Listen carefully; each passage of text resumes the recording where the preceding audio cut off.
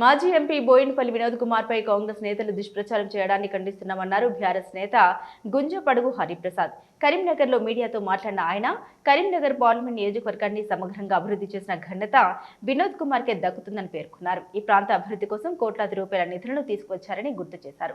వినోద్ కుమార్ పై ఒక్క అవినీతి మరకలేదని వామపక్ష భావజాలాన్ని పుణికిపుచ్చుకున్న మహానీయుడు వినోద్ కుమార్ అని కొనియాడారు. స్వరాష్ట్ర ఉద్యమంలో మాజీ సీఎం కేసీఆర్ తో కలిసి అడుగులో అడుగు వేసి తెలంగాణ రాష్ట్రాన్ని సాధించారన్నారు. కాంగ్రెస్ పార్టీకి నేటికి ఎంపీ అభ్యర్థి ఎవరో తెలియక దిక్కుతోచని స్థితిలో కొట్టుమిట్టాడుతోందని ఎద్దేవా చేశారు.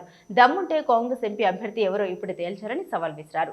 బీఆర్ఎస్ పార్టీ కార్పొరేటర్లపై ఉక్కుపాదం మోపుతుందని, పోలీసులు కాదని కాంగ్రెస్ పార్టీ కనుసన్నలో పోలీసు యంత్రాంగం పనిచేస్తుందని ఆరోపించారు. కార్పొరేటర్లపై చర్యలు కాంగ్రెస్ పార్టీ కక్ష సాధింపు చర్యలేనని అభివర్ణించారు.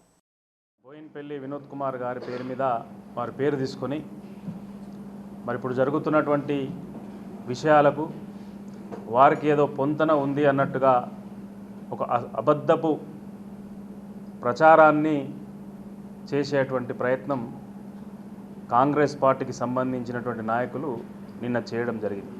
ఈరోజు పార్టీలో వారు కొందరి పేర్లు తీసుకొని వీళ్ళని కనుక మీరు సస్పెండ్ చేయకుంటే వారితో వారు చేసినటువంటి కార్యక్రమాలలో బోయినపల్లి వినోద్ కుమార్ గారికి, ఎమ్మెల్యే మాజీ మంత్రివర్యులు ఎమ్మెల్యే గంగుల కమలాకర్ గారికి సంబంధం ఉంది అన్నట్టుగా, వీరికి ఏదో భాగస్వామ్యం ఉందన్నట్టుగా ఒక అబద్ధపు ప్రచారాన్ని కాంగ్రెస్ పార్టీ నాయకులు చేస్తూ ఉన్నారు.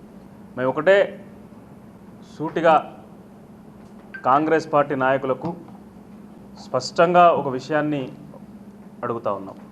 బోయినపల్లి వినోద్ కుమార్ గారు వారి మొత్తం రాజకీయ జీవితంలో మచ్చ లేకుండా రాజకీయాలు నడిపినటువంటి వ్యక్తి. అసలు మీకు వారి పేరును ఉచ్చరించేటువంటి అర్హత కూడా లేదు. ఎందుకంటే మాట్లాడినటువంటి నాయకుని మీదనే గతంలో అనేకమైనటువంటి ఆరోపణలు ఉన్నాయి. కానీ బోయినపల్లి వినోద్ కుమార్ గారు విద్యార్థి దశ నుండి గతంలో వారు వామపక్ష పార్టీలో పనిచేసినప్పటికి కూడా ఆ వామపక్ష భావజాలాలకు అనుగుణంగా ఒక నిబద్ధత గల కార్యకర్తగా, ఒక అంకిత భావంతో రాజకీయాలు చేసినటువంటి వ్యక్తి బోయినపల్లి వినోద్ కుమార్ గారు.